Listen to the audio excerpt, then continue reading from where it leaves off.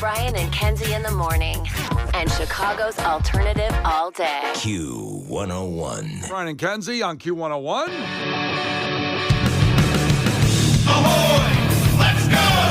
We're waking up Chicago. Turn up the radio. It's time to start the show. On Q101 with the morning crew. Ahoy! Let's go!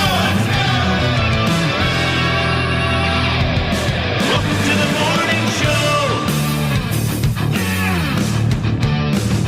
Brian and Kenzie on Q101. Let's go. Man, are we stacked today with coming up in just about 10 minutes, 6:15. We will have your chance to go to Welcome to Rockville. That's Green Day, Lincoln Park, Korn, Shinedown, and more. We'll give you that key word coming up. It's a full VIP trip. Then at 7:05 in trivia with Clash with Kenzie. Going to throw you a chance to go hang out with Mark Hoppus at the Riv, a special evening with Mark Hoppus from Blink-182. 7:35, one of your last chances at Mumford & Sons, and you'll meet them. That's coming up at the Chicago Theater this Saturday. And then we have Kenzie's Crimes at 8:20. And at 8:50, Music Entertainment News. We'll have some Black Keys tickets in there. And Lala gets announced today at 10 a.m. No, not bad. Oh, my God. But right now, we got Cubs baseball, ladies and gentlemen. Let's go. Yes, we do. That's my baseball announcer voice going on as Kenzie's texting with her husband who's having a party at the house this morning for the game at 5 a.m. It started. First pitch. Yes, he has 4 people over right now. One's a principal, and he's like, we're going to leave by 7:30. I'm like, okay. I didn't know how to prep my house the proper way for a 5 a.m. hosting event that I wouldn't be there for, but I was like, I had to show my husband how to use a coffee maker because he doesn't drink coffee. Crash course. Did you cater your home? What food did you get for them? I didn't. You didn't get them food? Kenzie, it's opening day. Okay, listen.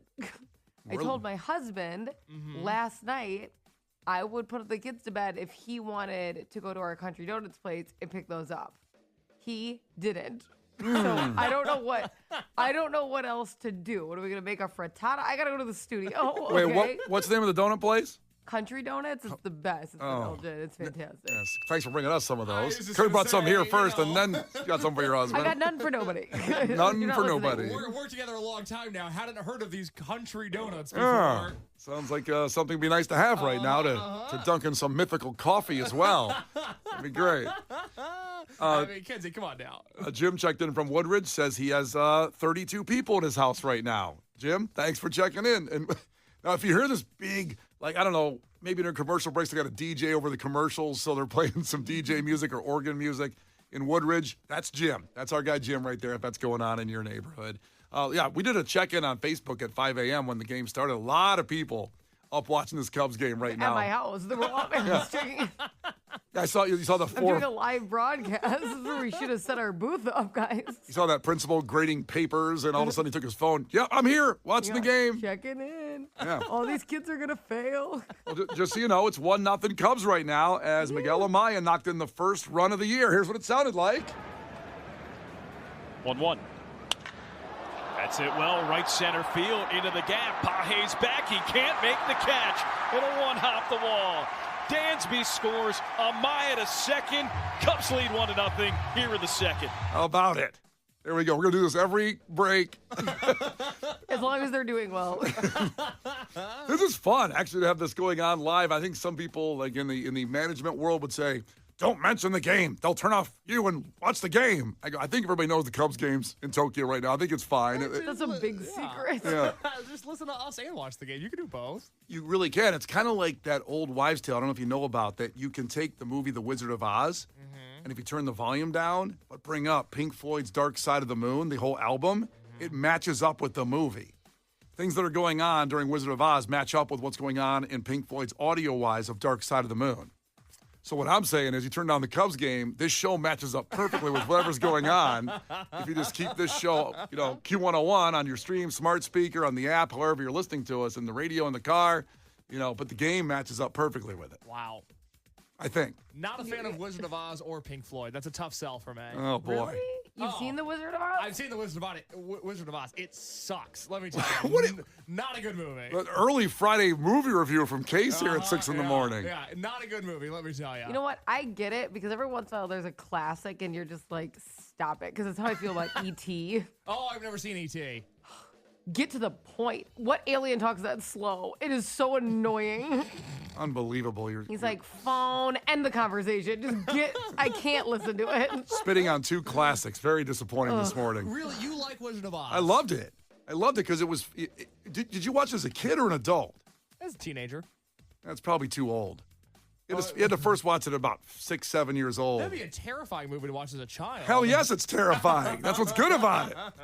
Also, Terrifying. Wizard of Oz when you're 7 years old? The witch? You guys are a bunch of wussies. I know. Sorry. The witch was pretty I scary. was watching Stephen King movies when I was that age. That explains Come a on. lot. Yeah, no kidding. That explains the whole thing. I got it.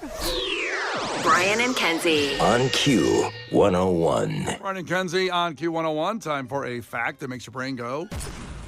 And this relates to movies. Case now a movie guy after doing his movie reviews every Friday at 8 o'clock. And just a little teaser for this week, I believe it's White Men Can't Jump in honor of the basketball tournament. Yeah, and it's a partial anniversary. It'll turn, 33 next week, I think. God, So, wow. Little asterisk there because I think the Kennedy files are being unclassified today, and there's a chance that we have to pivot and watch JFK depending on what comes out of those documents. You think they're actually going to say who killed JFK? I'm just saying there's a chance, barring any breaking John F. Kennedy news, I will watch White Men Can't Jump this week, and we are living in 2025 and not 1992 when I say that. All right, let's get to this one. So it is a movie-related fact, and you may not be aware, but a movie has test audiences, and they show the movie to a certain group of people, and they say, do you like it or not? So this movie had the worst in the history of Hollywood, the worst test rating. Meaning the audience hated it so much that the director, the producer actually said, burn the negatives, collect the insurance. Don't even release the movie. We're done. Let's just get the insurance money on this movie. So, Kenzie, what movie do you think that is? And by the way, it turned out to be a massive blockbuster, one of the biggest movies of all time. I don't know if I should tell you if Case has seen this movie or not in his reviews. No, don't. Okay, I won't say. Just open Because it up. also you don't. Every once in a while, you're surprised he has seen something, so that may throw me off if I know or something. So Got don't it. do that. So you just go by your basis of. I'm gonna. Go ahead. Okay, my guess for a movie that didn't test well but ended up being iconic is The Godfather. The Godfather. Okay, It's a bit slower than you could anticipate. I could see people not liking it, but it kind of just became this cult classic thing, you know? Yeah. Have you seen The Godfather? Kenzie? Me or Case? Yeah, You. yeah. Yeah. Oh, yeah. I've seen all of them. They get worse. Yeah, this is just an interesting thing because I don't think too many women have seen The Godfather. I could be wrong on I've that. seen all of them. My dad, I don't know. He's super into it. And I'm like, they're just like, you know how you don't like violence when you see it on the news? Like, they're killing everybody, and you think it's okay because they're wearing suits, but okay. I think it's a masterpiece. Yeah. It's okay with so just noted for the show here. It's okay to kill people when you're wearing a suit. That's right. Well, I feel like Godfather 2 is actually almost better than Godfather 1, but the Godfather 3 is just a train. We don't know what happened. Well, you know your Godfather. Because a lot of people take that take. I still like Godfather 1 so much. I think it's amazing. It's a movie that taught the mob how to be the mob. They didn't know until they saw that movie. I'm sure. And see, I asked, and I said the thing about the women not seeing because my wife had never seen it. And last Christmas, a year ago anyway, that Christmas, it comes on every Christmas. It's always on TNT and about 5 different channels. And Is it a Christmas movie? No. No. But everybody's in the house trapped, and there's always somebody like me or Kenzie's dad that will say, "We're watching The Godfather. Everybody sit down. We're watching The Godfather." And I remember an hour in, Megan said to me, "When does Tony Montana show up?" Oh my God, that's so funny. And I go, another half hour, Tony Montana makes an appearance. Case, what movie do you think is the worst test rating in Hollywood history, but one of the biggest blockbusters it turned out to be? Is it Roadhouse? Roadhouse. And I only say that because Roadhouse was on last night. I was explaining to Brian during the last song that AMC was running a St. Patrick Swayze marathon last night. That is so cute. Brian, not listening to me, goes, "What was it, his birthday or something?" I go, "Nope, St. Patrick's Day." St. Patrick Swayze Fest.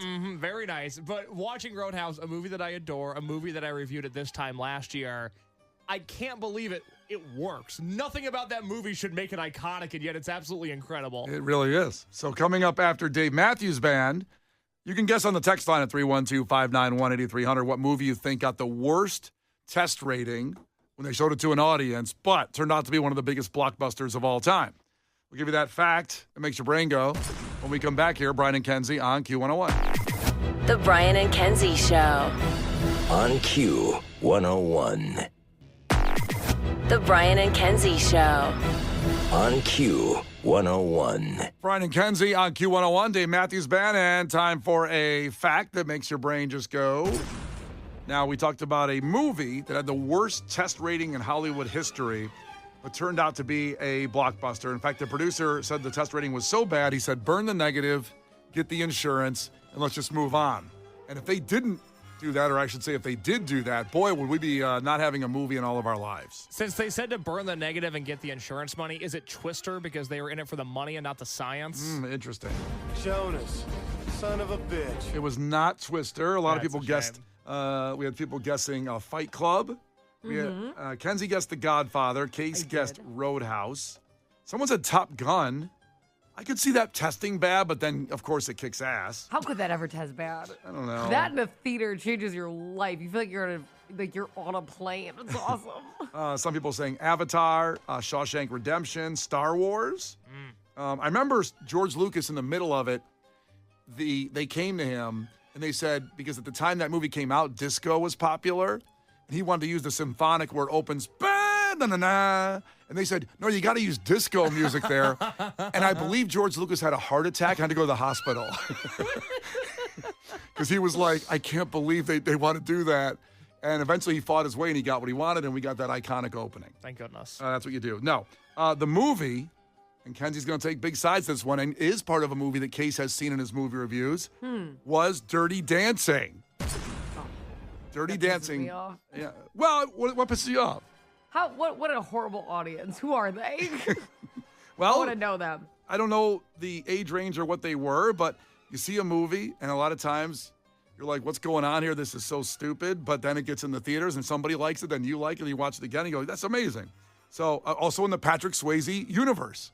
So, Crazy for Swayze, baby. they said burn the negative, collect the insurance. But, and if you remember back in Case's review, so Dirty Dancing was made for $4.5 million. That's it. So when they were making Dirty Dancing, they really, really struggled because they were on such a budget to get music. And that's why She's Like the Wind is in the movie, because Patrick Swayze had written that song years before. Yeah. And they couldn't get music. They couldn't get approved music, and it all sucked. He goes, you guys can use my song. I don't think care. it fits, and not have to pay for it. So that's why that song is in the movie. He had written it years before, and they couldn't afford music. She's like the wind. I love that song. So the movie, $4.5 million, but it made, at least in the box office, $214 million. But it's probably made over $1 billion now with movie rental stuff from that point on, and then streaming and all that. So there you go. It was Dirty Dancing in the Patrick Swayze universe. It's a tough call with Patrick Swayze movies, because Point Break was also on over the weekend, I saw, and then Roadhouse has been on, not just on the St. Patrick's Day thing, but boy, his resume is good. Yeah, but Dirty Ghost? Ghost, yes, Ghost you're is right. really Ghost good? is one that I haven't seen. But let me tell you, Dirty Dancing, not at the top of my Swayze list. That was a movie that I did not enjoy. Top of my Swayze list. I was so disappointed. Nobody Puts Baby in the Corner has become this iconic line throughout American culture. And I was expecting it to be this whole big thing when he says it. And then he walks in the room and goes, no, it was Baby in the Corner. And then they move on. It's like, wait, that was it? How did that become the line? Because he's so cool. Yeah, but he didn't. He mumbled it like he had dip in his mouth when he was saying, "Oh, no, it was Baby in the Corner." Can I honestly say that if you are on social media a decent amount, over the past few years, they've done a deep dive on male gaze versus female gaze, things that they females, what they find attractive versus what males find attractive, right? yeah. And I can say that I feel like Dirty Dancing is a female gaze movie. I if agree that with makes you. sense. We find that relationship attractive. We find what he's saying attractive, how he handles himself attractive. It's a female gaze, not a male gaze movie. Yeah, Case, you can't see that makes a female go, damn. To say something like that to my dad, who's been disrespecting me, okay, let's go. You and me right now, partner. I would love it. I'd love it if it was in a different universe that you and Case were dating, and at some point, your dad was doing something to you about get home, and then Case, try to say the line right now. No, it was baby in the corner. That's what he sounds like in the movie. It's awful. Did that turn you on, Kenzie? No, because he would never do that. He was scared. He would be. Are you turned on right now? Did that do it for you? I am not, unfortunately. Brian and Kenzie in the morning. And Chicago's alternative all day. Q101. Well, we've laid out how stacked we are today with the free stuff every hour, including coming up in Clash with Kenzie in about 15 minutes. We'll get you on the phones for an evening with Mark Hoppus from Blink-182. Just really exclusive night that we're going to get you there if you beat her in trivia. But first, before we move forward and get the sports and the Cubs game going on right now, wow, we have to pour one out.